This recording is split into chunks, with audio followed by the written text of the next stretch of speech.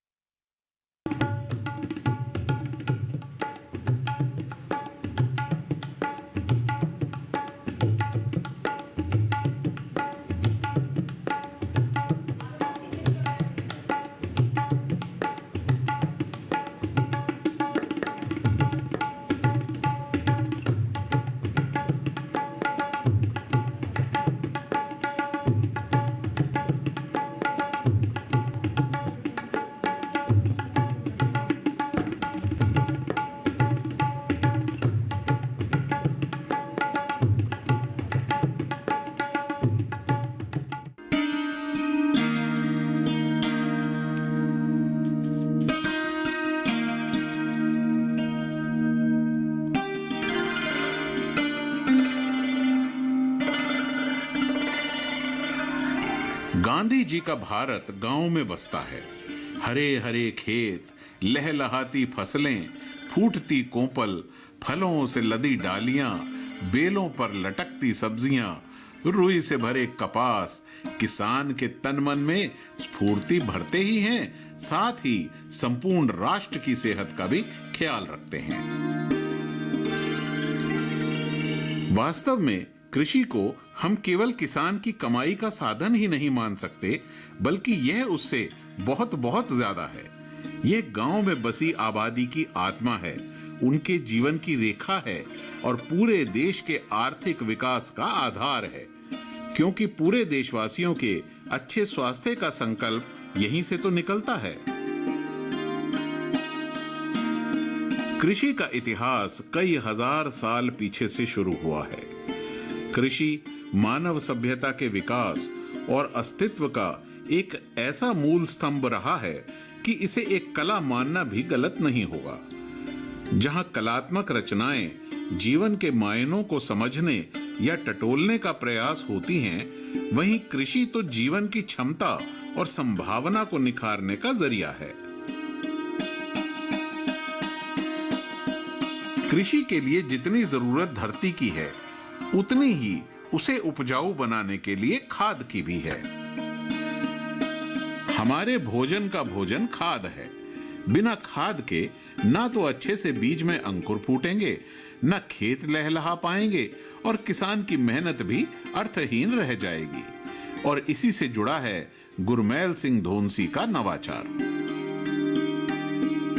मैंने किसानों की सेवा में ही 40-45 साल बिताए हैं। जैसे कर सकता था, जिस क्षमता में कर सकता था, सेवा की। किसान अपने खेतों का जितना कचरा होता था, जो वेस्टेज होती थी, उसको जलाता था। उसे जलाने से प्रदूषण भी फैलता था और उसका कोई उपयोग भी नहीं होता था। तो मैंने एक ऐसी मशीन का निर्माण किया, एक ऐसा इनोवेशन किया जो उस कचरे को इस्तेमाल में लाकर उसकी खाद बनाने में मदद कर सके। बहुत ही सस्ती, बहुत ही बढ़िया खाद तैयार होती है।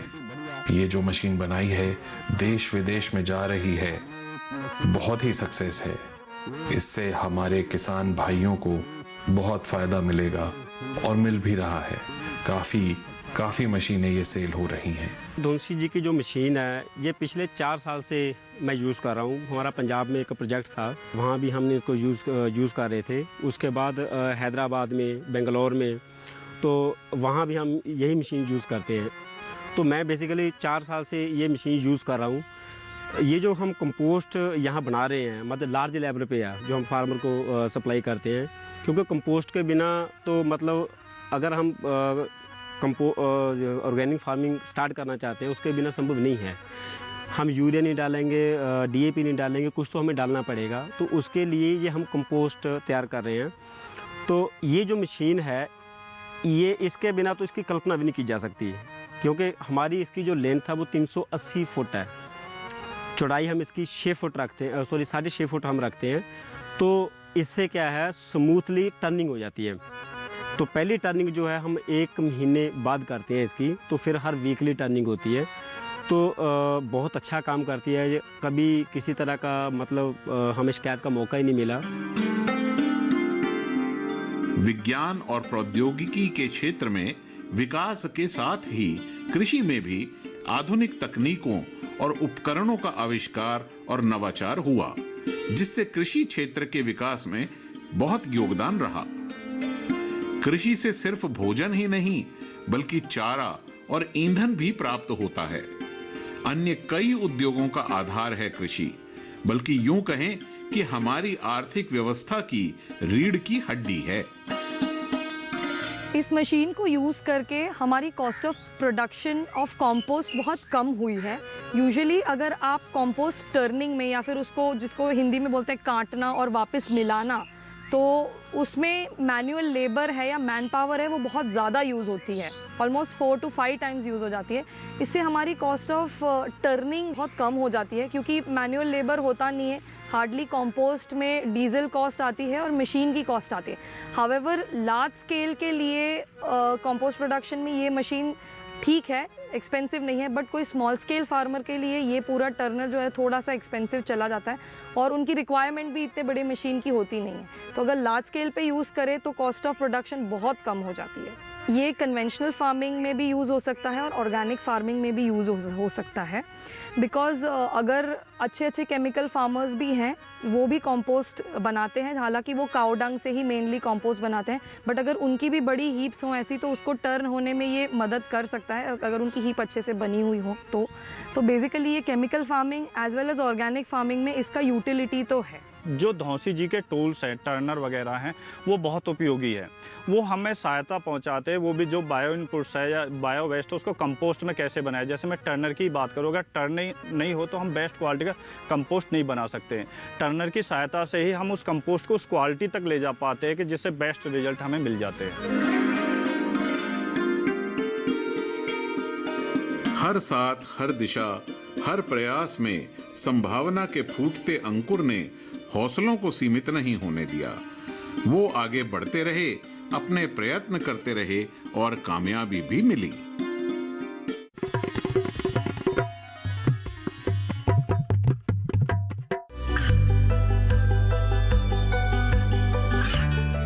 गांवों और पिछड़े क्षेत्रों में सरकारी योजनाओं की जानकारी पहुंचा। देश में कौशल और क्षमता विकास कर ग्रामीणों को सामाजिक बदलाव और विकास से जोड़ने की दूरदर्शन किसान की पहल चौपाल चर्चा देखें सोमवार से शुक्रवार सुबह 9 बजे।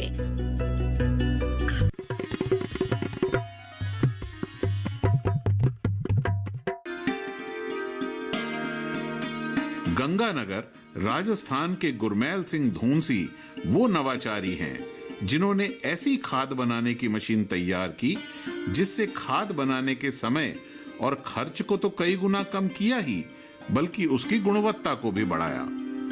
इसी के साथ वो अन्य कचरा जिसे किसान को जलाना पड़ता था उसको भी उपयोग में ले लिया। इससे उपजाऊ खाद तो बनती ही है, बल्कि पर्यावरण का संरक्षण भी होता है। हमने बैठे बैठे सोचा कि क्यों ना एक ऐसी मशीन बनाए जिससे केचुए का काम ऑटोमेटिक हो जाए।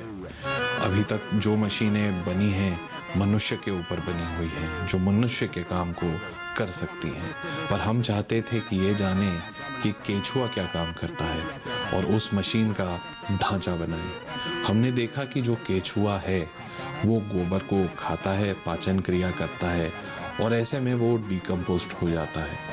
हमने ये भी समझा कि केचुआ ना तो वेस्टेज खाता है ना पत्ते खाता है, सिर्फ गोबर और मिट्टी खाता है।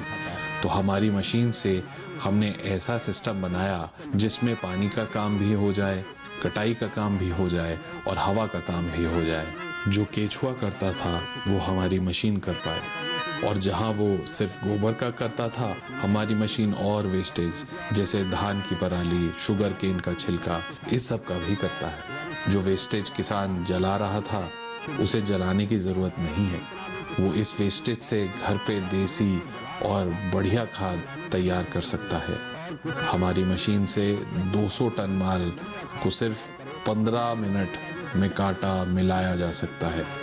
जहां किसान पहले 4-5 रुपए दे रहा था, हमारी मशीन से 2 रुपए प्रति टन में ये खाद तैयार होती है। पराली एक सबसे बड़ा पोल्यूशन का कारण है, क्योंकि सारी पराली को जला देते हैं, which creates a large air pollution. हमने उस पराली को स्टॉक करके उसको हम कंपोस्ट बनाने में यूज़ कर रहे हैं, और हम किसानों को भी बता रहे हैं कि अपने ही खेत के अंदर उनके पास इनपुट है जो कि वो रिसाइकल और रीयूज़ कर सकते हैं। उसके लिए उनको कहीं जाने की ज़रूरत नहीं। तो पराली का जो है वो एक कार्बोनेशियस मटेरियल है, और कंपोस्ट में जो हमारा कंपोस्ट है इट्स वेरी साइंटिफिकली मेड। उसमें कार्बोनेशियस मटेरियल और प्रोटीनेशियस मटेरियल हम यूज़ करते हैं। तो जो पराली है वो उसमें कार्बन कंटेंट ऐड करता है। गुरमैल जी के प्रयास पारंपरिक ही नहीं बल्कि नए नए प्रयोगों में अर्थ ढूंढते हैं, और अगर इन प्रयासों को सराहा जाए तो कल्पनाओं को तो पंख लग ही जाते हैं। सवाल ये भी उठता है कि हम कैसा खाना खा रहे हैं। अगर हमारा खाना ही जिसमें केमिकल है, जिसमें काफ़ी केमिकल मिक्स है, तो फिर हेल्थ को वो सपोर्ट नहीं करता। और फिर दूसरी चीज़ ये भी थी कि जो हम केमिकल और पेस्टिसाइड हम ज़मीन में डाल रहे हैं वो ज़मीन में ख़राब कर रहे हैं। तो हम जो केमिकल में या अभी तक की जो फार्मिंग कन्वेंशनल फार्मिंग करते आ रहे हैं उससे हमें बहुत ज़्यादा फ़ायदे नहीं है। किसान भी लॉस में है, उसको भी लॉस हो रहे हैं, प्लस हम ज़मीन को भी ख़राब कर रहे हैं, प्लस हम जिन लोगों को ये सप्लाई कर रहे हैं जो एंड कंज्यूमर है हमारे अर्बन सिटी में, उनकी भी हेल्थ में इसमें कहीं ना कहीं वो कंप्रोमाइज़ हो रहे हैं। तो ये विज़न हम लेकर आ रहे हैं कि हम इस एरिया को कम से कम, पहला हमने ये प्लॉट या कुछ गांव चुने हैं, पल्ला गांव को हमने चुना है कि हम इसे ऑर्गेनिक में कन्वर्ट करें। एक मुहिम है, यहाँ से हम इस मुहिम को स्टार्ट कर रहे हैं। 2 साल पहले जब हमने यहाँ मुहिम स्टार्ट की थी, लोगों को समझ में नहीं आ रहा था, ऑर्गेनिक फार्मिंग समझ में नहीं आ रहा था, क्योंकि एक नई चीज़ है, लोगों को पता नहीं है। बट अब हम लोगों के साथ जुड़े हुए लोगों को समझा रहे हैं। तो आज ये है कि हमारे पास यहाँ लगभग 35 फार्मर हैं, और 40 एकड़ से ज़्यादा ज़मीन में आज हम यहाँ लगभग 5 से 6 गाँव में हमारी प्रेजेंस है, जिसमें हम ऑर्गेनिक फार्मिंग कर रहे हैं। इसके साथ साथ हमने सोलन में भी अपना ऑर्गेनिक फार्मिंग का प्रोग्राम स्टार्ट किया है। वहाँ हमने इसी सीजन में प्रोग्राम स्टार्ट किया है। वहाँ आज हमारे पास 90 फार्मर एनरोल्ड हैं, जिन्हें हम ऑर्गेनिक फार्मिंग में कन्वर्ट कर पा रहे हैं। क्योंकि ऑर्गेनिक फार्मिंग में जो भी इनपुट्स हैं या जो खेत खलियान के हमारे वेस्ट है, उसको हम कंपोस्ट में कन्वर्ट करते हैं।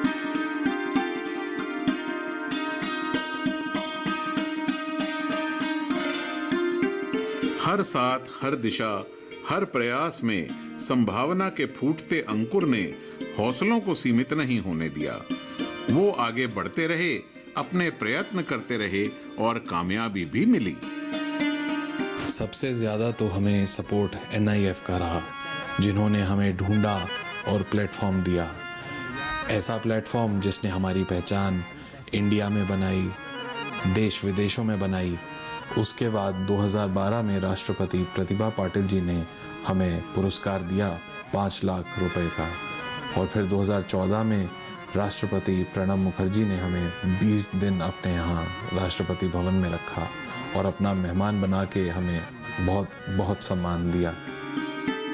गुरमैल जी की पैनी बौद्धिक दृष्टि ने क्या इस तरह की मशीन की परिकल्पना बहुत पहले ही कर ली थी? इस कोशिश पर पांव रखकर यथार्थ के धरातल को महसूस करना कितना कठिन था? बहुत सारी तकलीफ आई। जैसे काम करते थे, किसान और आसपास के लोग पूछते भी थे कि जी ये क्या बन रहा है, तो हम बताते थे कि भाई हम खाद बनाने की मशीन बना रहे हैं। तो वो पूछते थे कि ये कैसे बन सकती है। कई लोग ये भी सवाल करते थे कि केचुआ खाद बनाता है गोबर की, तो केचुए के अंदर नाइट्रोजन पैदा होती है, फॉस्फेट पैदा होती है, वो आप कहाँ से लाओगे?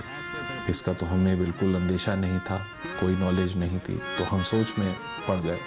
हमने उसका बहुत प्रैक्टिकल किया, समझा कि केचुआ आखिर क्या करता है, और मशीन को उसी तरह ढाल दिया।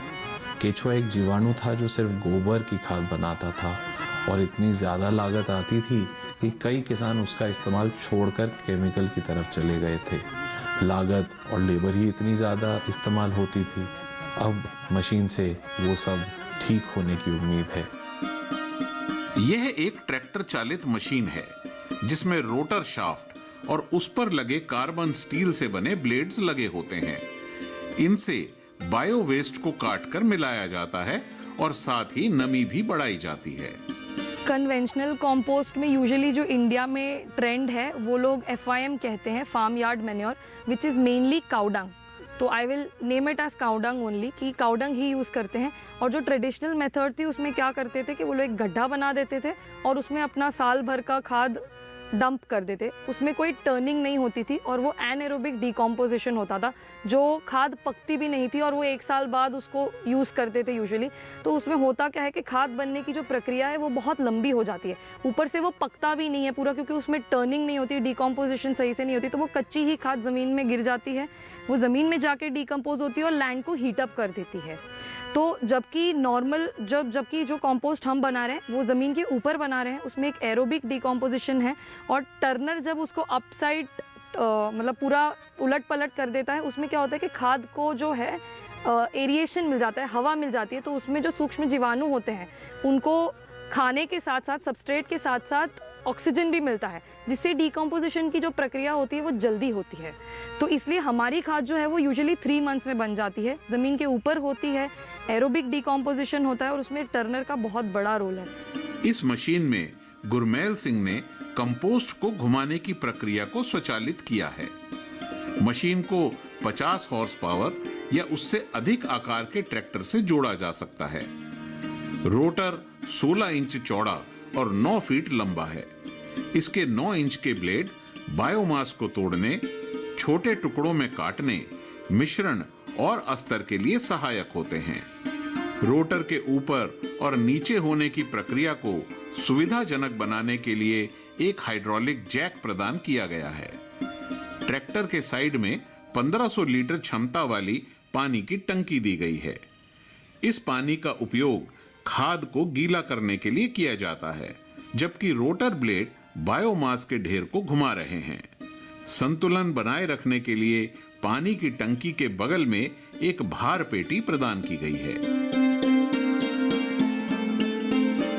बायोमास के पूरे ढेर का प्रसंस्करण करने के लिए ट्रैक्टर को धीरे धीरे ढेर के एक छोर से दूसरे छोर तक ले जाया जाता है। यह क्रिया गर्मियों में लगभग 5 दिनों के अंतराल पर और सर्दियों में 7 दिनों के अंतराल पर 4 से 5 बार दोहराई जाती है। परिणाम स्वरूप बायोमास को खाद में परिवर्तित करने का कुल समय कम होकर 25 से 40 दिन हो जाता है, जबकि पारंपरिक तरीकों का उपयोग करने में 120 से 150 दिन लगते हैं। मशीन 1 घंटे में लगभग 3.5 से 4 लीटर प्रति घंटे ईंधन की खपत करने वाले लगभग 100 ट्रेलरों द्वारा 400 टन कचरे का प्रसंस्करण कर सकती है। अनुमानित अवरोधों की आशंका के उलट सहज सफलता ने हौसला अफजाई की और फिर नवाचार का सिलसिला जारी रहा। गुरमेल जी को और भी नवाचार रहे जो काफी सफल भी साबित हुए, जैसे कि ट्री प्रूनर। हम ट्री प्रूनर भी बनाते हैं बाकी कटाई छटाई के लिए। उसके अलावा किसानों के काम आने वाले जो भी नए नए औजार हैं, जैसे रिज मेकर मशीन और कंपोस्ट ट्रेलर, वो बनाए हैं। किसानों को समस्या होती है खेत में कंपोस्ट बिखेरने के लिए हाथ से, तो उसकी मशीन बनाई है। पिछले ही साल के अंदर हमने किचन वेस्टेज मशीन तैयार की, जो कि जितना भी किचन वेस्टेज है जो कि इधर उधर भी फेंक देते थे, उसे अपने ही घर में खाद तैयार कर सकते हैं शहरों में, और अपने फूल पौधों में इस्तेमाल कर सकते हैं।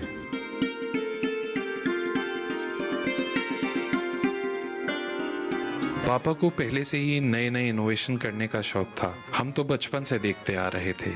उन्हीं को देखते देखते हम भी इसी लाइन में आए।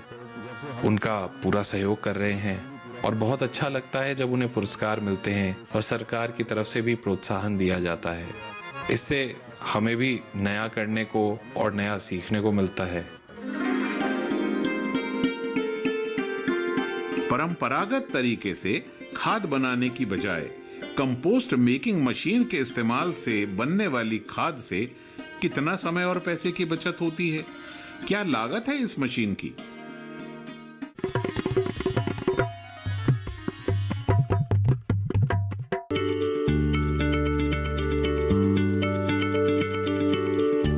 क्या आप किसी बीमारी से परेशान हैं? चाहते हैं डॉक्टर की सलाह? तो हम हैं आपके साथ। बताएंगे आपको जीने की राह, समस्याएं आपकी, समाधान देश के मशहूर विशेषज्ञों के। घर बैठे बात करें देश के जाने माने डॉक्टरों से। हमारे लाइव प्रोग्राम स्वस्थ किसान में हर शनिवार शाम 6 बजे से 7 बजे तक।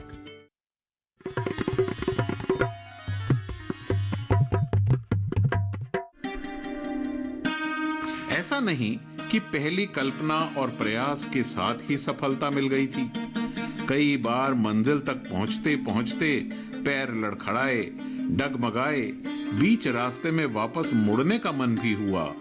और कई बार ये कुंठा टूटन तक पहुंचती थी, तब क्या अपने अपनों का स्पर्श सहलाता था?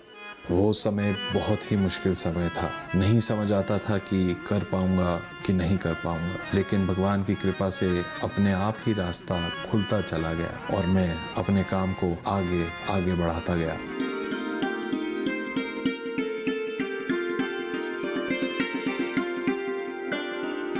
कोई भी काम है उसे करने के लिए थोड़ा बहुत जोखिम तो उठाना पड़ता है। अब एक बार में तो सीढ़ी नहीं लांगी जाती ना, एक एक करके स्टेप चढ़ते हैं। तो हम भी वही कर रहे हैं, धीरे धीरे आगे बढ़ रहे हैं अपनी मेहनत से, पापा की मेहनत से सफलता की ओर।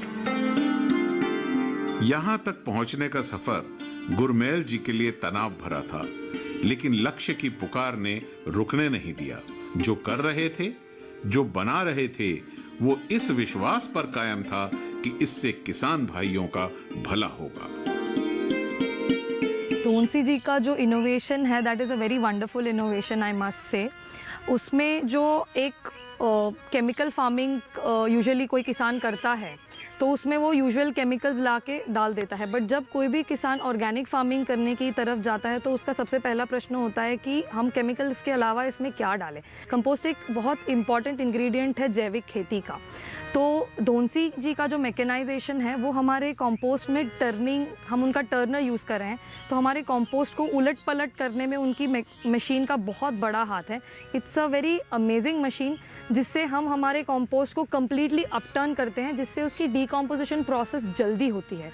दूसरा, हम कंपोस्ट को मॉइस्ट भी रखते हैं ताकि एक जो एरिएशन, टर्निंग से एरिएशन मिलता है और मॉइस्चर से उसका डीकम्पोजिशन फास्ट होता है। पंजाब में जो हमारा जगरांव में हमारा एक प्रोजेक्ट था, तो वहाँ क्या था, हम ट्रेनिंग देते थे किसान को।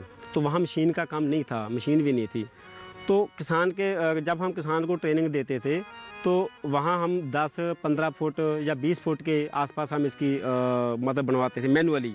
लेकिन जब उसकी टर्निंग करते थे तो बहुत ही हार्ड वर्किंग करनी पड़ती थी। 2-3 मतलब मैन डेज लगते थे पूरा दिन। फिर वो तो फर्स्ट टर्निंग होगी, फिर सेकंड, थर्ड, फोर्थ, तो काफ़ी ज़्यादा मैन डेज लगते हैं, उसमें मैन पावर लगती है। तो उसके बाद मुझे मौका मिला, अपने नकोदर में था, हमारा प्रोजेक्ट चल रहा है कंपनी का कंपोस्ट का। तो वहाँ मैंने ये मशीन देखी, इसका वर्किंग देखी इसकी, तो बहुत ही अच्छा लगा कि ये मतलब मशीन के साथ तो काफ़ी ज़्यादा संभव है ये। परंपरागत तरीके से खाद बनाने की बजाय कंपोस्ट मेकिंग मशीन के इस्तेमाल से बनने वाली खाद से कितना समय और पैसे की बचत होती है? क्या लागत है इस मशीन की? जो हमारा मशीन आया था, it costed us around 5.5 lakhs 2 साल पहले, और ये अपना जो कॉस्ट ऑफ प्रोडक्शन है वो कम कर देती है। इसकी कॉस्ट जो है हम ऑलमोस्ट 2 साल में रिकवर कर चुके हैं। इसके बाद जो ये है एडिशनल चल रहा है, थोड़ा सा डेप्रिसिएशन होता है, but that is for all the machines. But maintenance में बहुत लो मेंटेनेंस है, हार्डली हमने इसको कभी इसके रिपेयर पे या क्वालिटी पे हमें कभी इशू आया। We are very satisfied with the product basically. But मेरी एक रिक्वेस्ट रहेगी कि इनोवेटर्स के लिए कि ये लार्ज स्केल प्रोजेक्ट्स के लिए ठीक है, बट जो मार्जिनल और स्मॉल स्केल फार्मर्स हैं उनके लिए टर्नर्स किसी छोटे कॉम्पैक्ट और प्राइस फ्रेंडली या इकोनॉमिक पड़े तो बेटर रहेगा।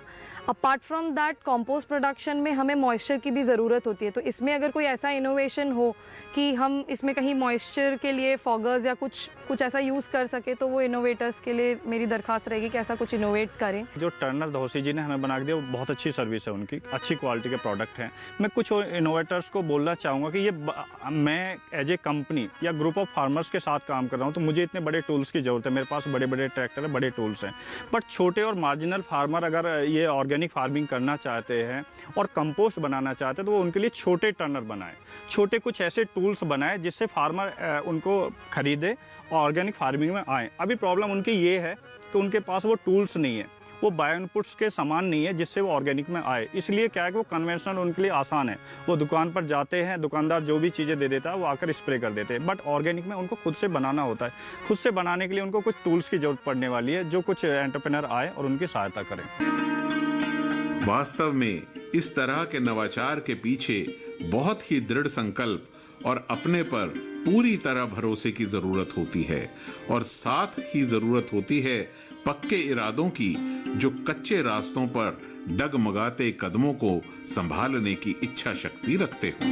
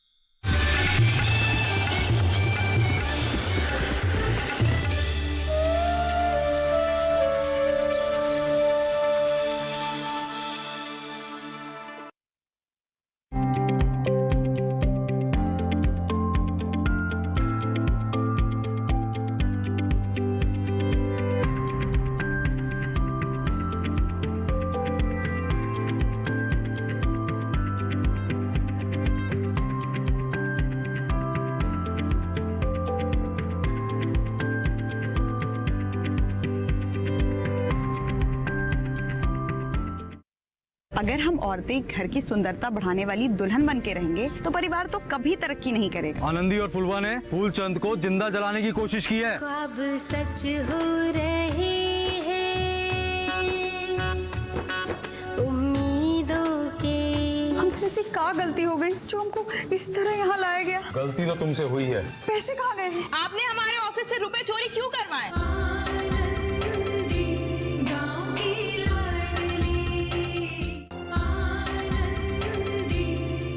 आनंदी गांव की लाडली देखिए सोमवार से शुक्रवार रात 8 बजे सिर्फ डीडी किसान पर। मैं हूँ श्रुति पनवर और हमारे साथ है किसान मित्र फेमस लाल और साथ में डिजिटल दीदी, और हम लोग किसान बहन भाइयों के लिए लेकर आ रहे हैं छटाक भर खुशी में। इसमें बात होगी कृषि के बारे में और मुलाकात होगी ज्ञान विज्ञान और कला के क्षेत्र में मशहूर हस्तियों से, और कराएंगे आपको भारत के खूबसूरत जगहों की सैर, और उठेगी यहाँ गीत संगीत की लहर, क्योंकि सबके लिए है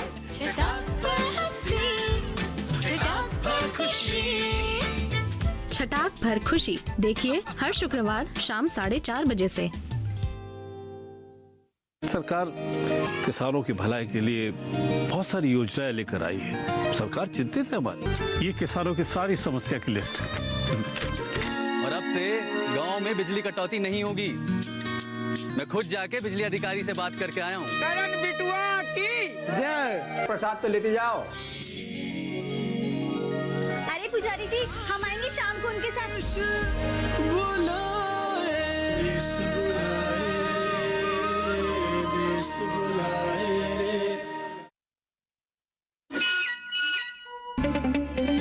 बार बार देखो, हजार बार देखो, मेरे सपनों की रानी कब आएगी तू। लुटे कोई मन का नगर। यादगार गीतों की एक ताजा बयार। तो मेरे जीवन साथी। सुनहरी यादों को संजोए सदाबहार गीत जो आपके दिलों को छू जाएं। सोमवार से शुक्रवार हर रोज देखें चित्रहार डीडी रेट्रो चैनल पर।